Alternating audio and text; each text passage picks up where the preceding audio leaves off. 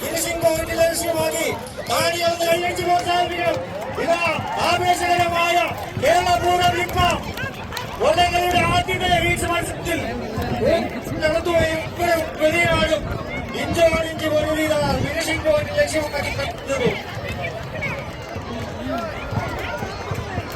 ആരാണൊരു കൊടപ്പാടിന് മുന്നിലെന്നറിയാതെ ഇതാ ആവേശപൂർവ്വമുള്ള ഒന്നാമത്തെ മത്സരം ആവേശപൂർവ്വം നടന്നുവരികയാണ്.